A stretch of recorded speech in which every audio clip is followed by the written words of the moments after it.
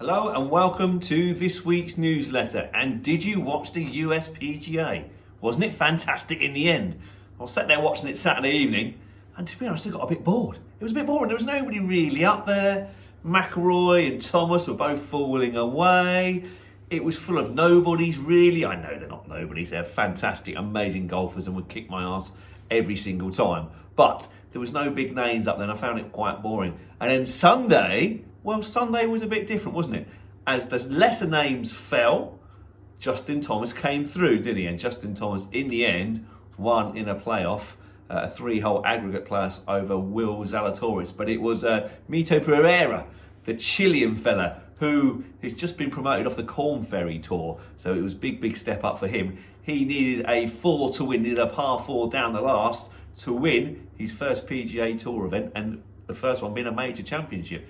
Keegan Bradley did that back in 2011, I think. That was his first PGA Tour event that he won, and it was a major championships. But yeah, Mito Pereira, unfortunately, sliced it off the tee. You need to hit a bit of a fade off the tee to get it round the dog leg, but he faded it too much, sliced it into the water, took a penalty drop, then hit his next shot again, had to slice it round the tree because he was blocked out, didn't slice it enough, back left-hand corner, chipped up, two-putted, took 6, which actually took him out the playoff as well. But yeah, Justin Thomas was superb throughout the day, apart from his 6th tee where he hit a little bit of a Tom Hanks, but he made away with a bogey 4. And I think he shot 65 last round. He played the last 10 holes in something like 5 under par, true championship style. And he was superb in the end, and thoroughly deserved, because I do like Justin Thomas. I like what he does with the golf ball. He's one of the old school golfers who can manoeuvre the ball about at will. Low, high, left to right, right to left, high left to right,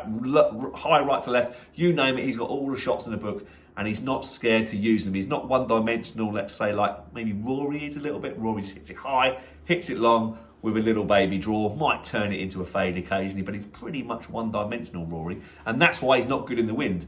On the first day, he shot 65. Brilliant, calm day, he shot the lights out, played awesome. We all thought Rory's got over his first round demons, he's gonna go ahead and win it. As did I. I thought that too, actually. I really thought he was in such a good place mentally after the Masters as well. But then the wind got up, his putter went cold, and that's a bad combination for Rory, and he failed and he fell away. Unfortunately, good last round, but again, another near-so-miss for Rory McIlroy. But Justin Thomas was superb. Like I say, beat Will Zalatoris in a playoff. Will Zalatoris, the one with the iffy putting stroke, but it didn't look very good, but he was still rolling them in. He missed a couple on the Saturday and the Sunday, really, but we all miss putts. But bear in mind, he's got a real dodgy stroke, or it looks like a dodgy stroke from short range. Actually, his putting stats for the week were phenomenal. I don't think he was quite number 1 strokes game putting, but he wasn't far off. So for somebody who's got a bit of an iffy putting stroke, he was superb. But what a ball striker he is. Again, he's not scared to absolutely bomb it a long way, but also manoeuvre the ball both ways as well. So Will Zalatoris is definitely going to win a PGA Tour event soon, and if not a major, that is for sure. But Justin Thomas, brilliant to see. Big Justin Thomas fan. Like his personality. He's a funny kind of guy as well. Best mates with Tiger Woods. Likes to take the mickey out of Tiger as well, which is quite funny. You think, oh my word, how dare you take the mickey out of Tiger? But it's quite good banter. It's good to see. So Justin Thomas won the US PGA Championship. Fantastic to see. His second major championship.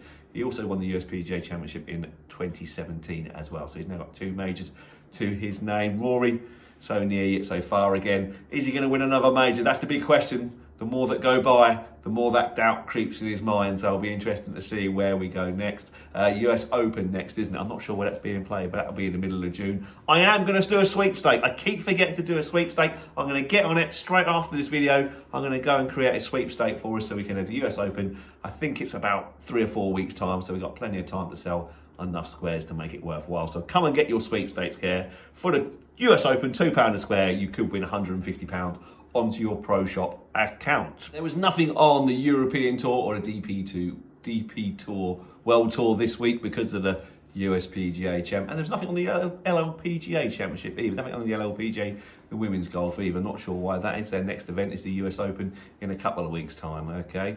But yeah, that's it for pros news. Now let's move on to Galston Golf Club news. We'll start with some fantastic team news, and well done to both the men's Tolly Cobbold team and the men's Hambro team. The men's Tolly Cobbold team, they won 7-up at home to, I can't remember now, but it was a great victory as well. Well done to Stu Pearce and his team. All very tight at lunch. They were only one up at lunch, but they managed to stretch out the victory to win by 7 holes in the end here at Galston Golf Club. And then the Hambro team had a fantastic result. They actually won a game away from home. They won at Thorpeness against Thorpeness. What a great victory it is. So few matches are won away from home in any format, let alone the Hambro format. So that was amazing for them to go over there and win.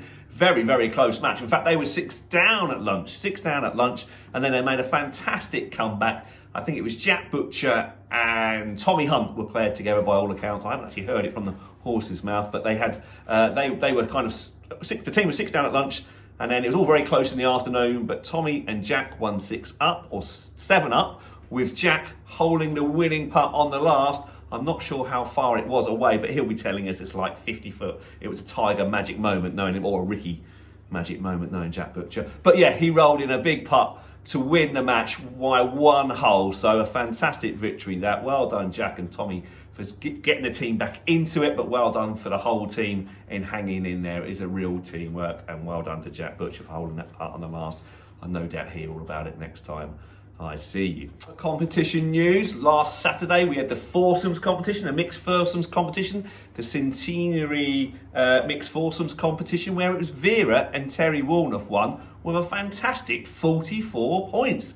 The dream team, Terry and Vera Walnoff, well done. 44 points in foursomes is fantastic golf. So well done to you two for winning the centenary foursomes competition. On to the seniors 3-score in 10 competition, which is a 10-hole competition for the over 70s, and it was great comeback from his illnesses. He's had a few illnesses recently.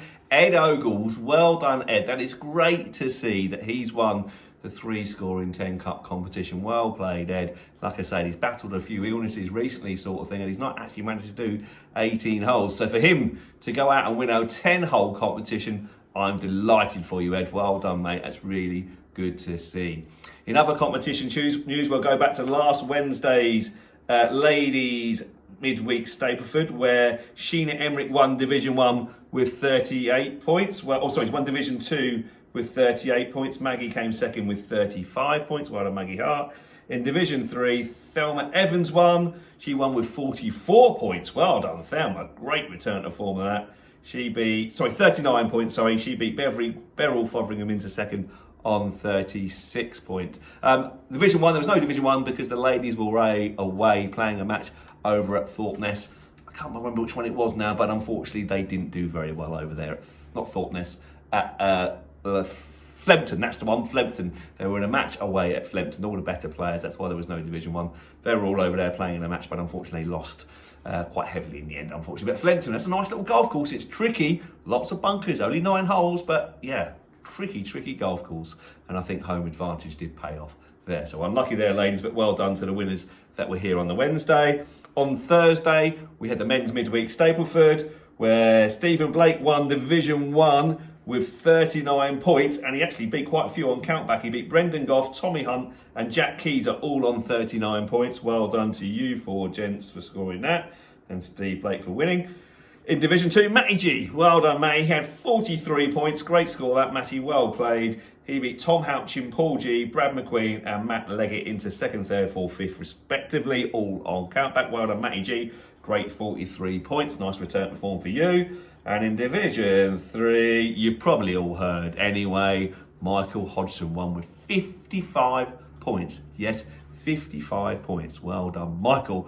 Unbelievable score that in 33 years of playing golf. I've never known anybody get 55 points. The best I've heard, 51 points. One of my mates got a net 57 once when he was a kid sort of thing, but I've never seen or heard anybody get 55 points before. So that is brilliant stuff, Michael. Well done. Ollie actually spoke to him, I think, before he went out and said, how's your golf going? And Michael said, well, I haven't played for 2 months. I've been away working sort of thing. So it just goes to show what low expectation levels can do. You go out there, I haven't practiced for ages, I probably haven't played for ages, I'm probably going to be rubbish. You relax and actually you can play really well because of it. So well done, Michael. That is a once in a lifetime round, that.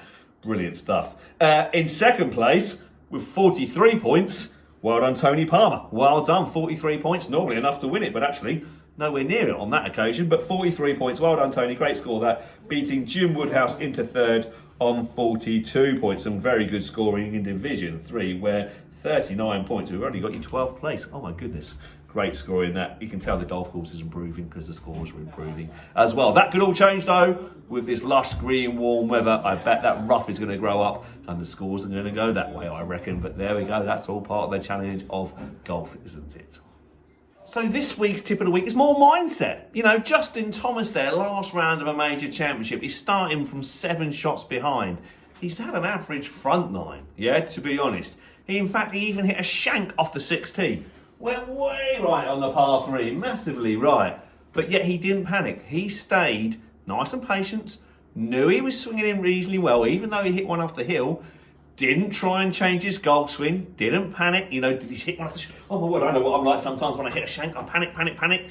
And then it all goes horribly wrong because the next one will go 30 yards left. Now, he didn't worry about that. Yeah, the odd shank, the odd bad shot, that's going to happen. It's golf, isn't it? Yeah. But what he did say was he stayed in the game. He stayed patient. And eventually, the putts started rolling in, one by one, and eventually the others started falling away until he found himself top of the leaderboard, yeah? So I think that's massive lessons that we can learn from the best players in the world, is that don't panic, stay patient. It's okay to hit bad shots, just don't follow it up with another bad shot. Reset the mind, okay?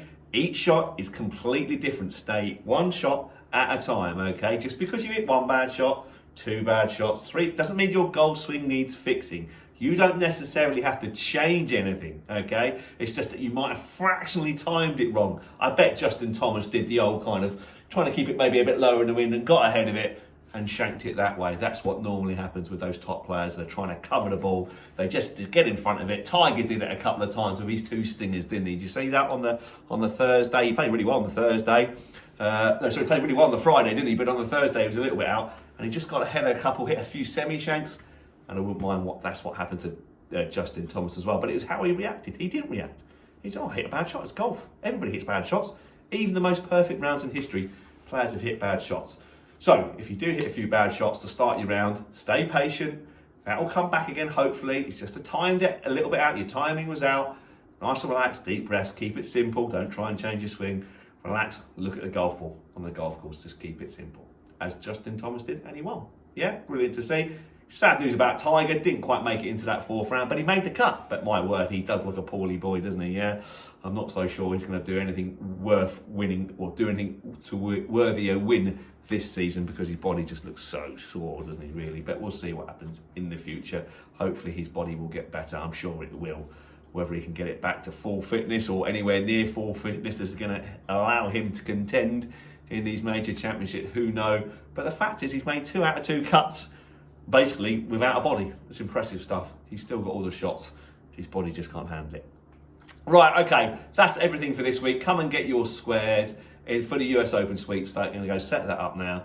Thanks very much for watching, and I look forward to seeing you all soon. Take care. Bye-bye.